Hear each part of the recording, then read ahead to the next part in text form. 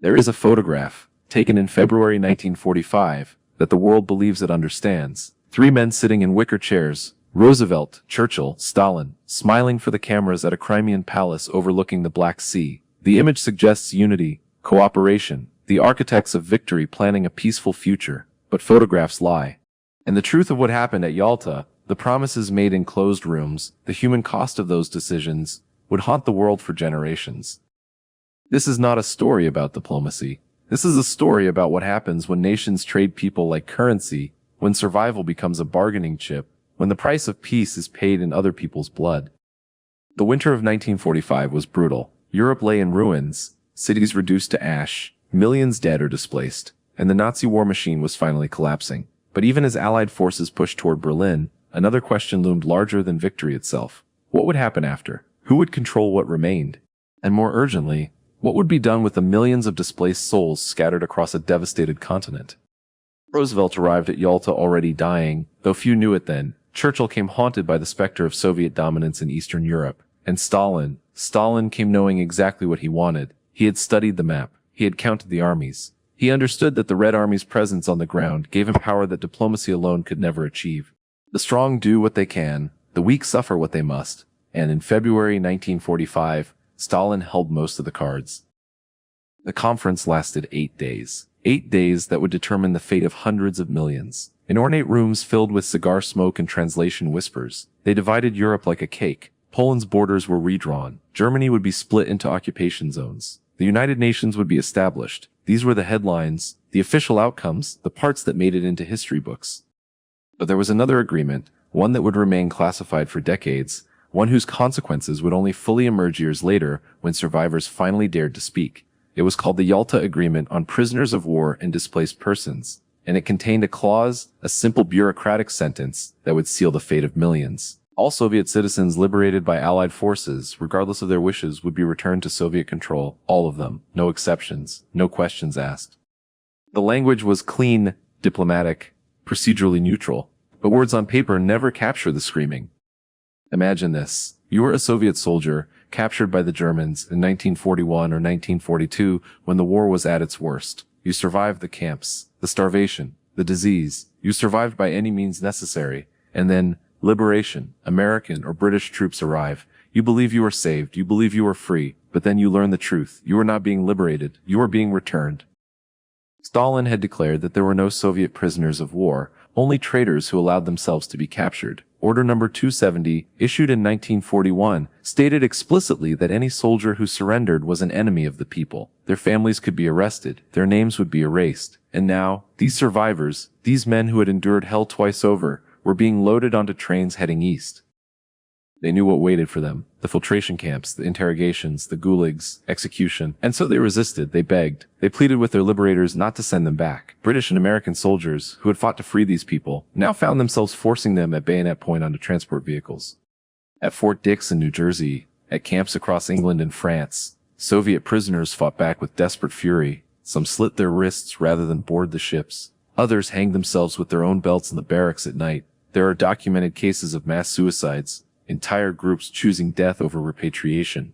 British guards reported finding men who had swallowed ground glass, who had smashed their own skulls against walls, anything to avoid the journey back. The Western Allies knew. They knew what they were sending these people toward. Reports came back from liaison officers, descriptions of the filtration camps, the conditions, the disappearances. But the agreement had been signed. And maintaining the alliance with Stalin, securing Soviet cooperation in the Pacific War against Japan, establishing the framework for post-war Europe, these were deemed more important than individual lives. This is the cold arithmetic of power. This is what states do when they calculate acceptable losses. But the Soviet prisoners were not the only victims of Yalta's secret clauses. There were also the White Russians, émigrés who had fled the Bolshevik Revolution decades earlier, who had built new lives in Europe, who held no Soviet citizenship because they had left before the Soviet Union existed. And there were the Cossacks, entire communities with their families, old men, women, children. They had collaborated with the Germans, yes. Some had fought in Wehrmacht uniforms, but many were simply refugees trying to escape Stalin's vengeance. In May 1945, in Austria, British forces rounded up approximately 50,000 Cossacks who had surrendered to them. They were promised they would be sent to Italy or Canada. Instead, they were loaded onto trains heading to the Soviet border, When the Cossacks realized where they were going, the screaming began. Some jumped from moving trains. Others threw their children from the boxcars, hoping strangers would raise them rather than let them fall into Soviet hands. At the handover point, Soviet guards waited with cattle cars and bayonets. The British troops who carried out the operation would later describe it as one of the most haunting experiences of their military service. They had spent years fighting fascism, fighting for freedom, and now they were delivering men, women, and children into the hands of executioners. Most of the Cossacks handed over to the Soviets were either executed immediately or sent to the gulags where they died within months. Their crime was not collaboration. Their crime was that they had seen the West. They had breathed free air. They were witnesses to the fact that another world existed beyond Stalin's control, and witnesses are dangerous.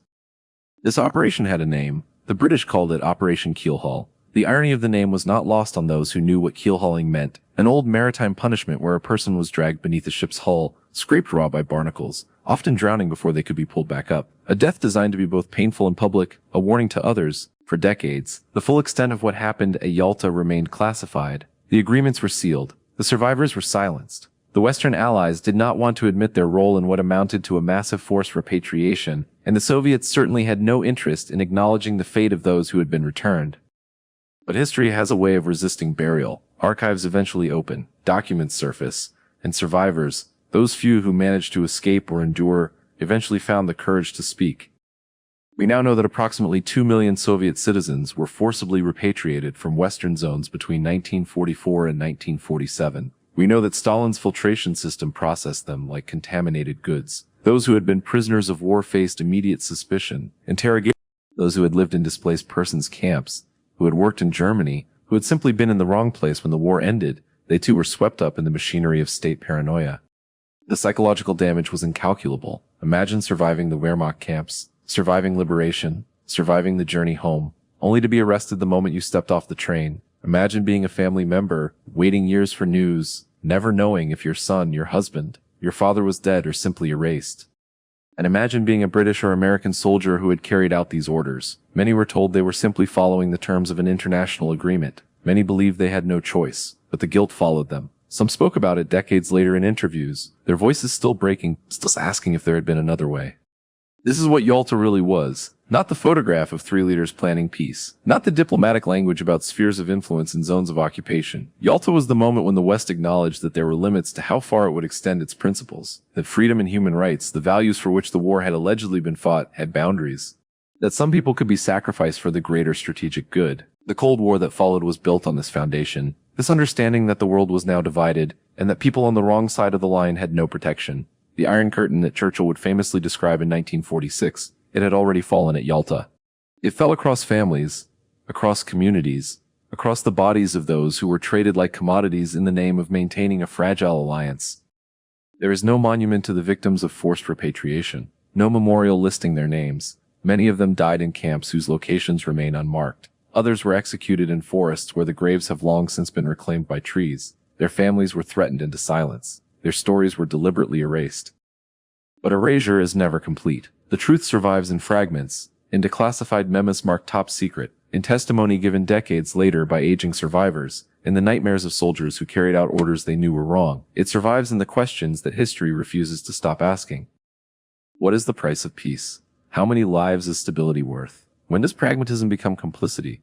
And who decides which people are expendable?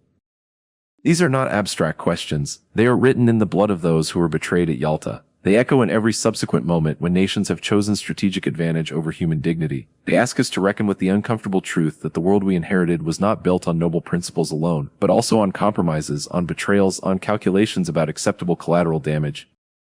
The men in that photograph knew what they were doing. They knew the human cost. They chose stability over justice, alliance over mercy, the grand design over individual lives. And the world that emerged from their decisions bore the mark of that choice for half a century. The Cold War is over now. The Soviet Union fell. The archives opened, slowly, reluctantly, but they opened, and what emerged was not just history, but testimony. The voices of those who were silenced, the stories that were buried, the truth that power tried to erase. This is why we remember Yalta, not to celebrate the diplomacy or admire the strategy, but to bear witness to what it cost, to say their names even when the records have been destroyed, to acknowledge that behind every grand historical narrative, behind every famous photograph, behind every treaty and agreement, there are people whose suffering was deemed necessary for the greater good. and to ask ourselves, when we make our own calculations, when we decide what principles we're willing to compromise, when we determine who deserves protection and who can be sacrificed, whether we are really so different from those three men sitting in wicker chairs, dividing the world. The ghosts of Yalta still whisper their question across the decades. They ask us what we would have done. They ask us what we are doing now. They ask us to remember that history is not made by the powerful alone, but also by those who are crushed beneath the weight of their decisions. And they ask us never to forget that every deal has a price, and someone always pays it.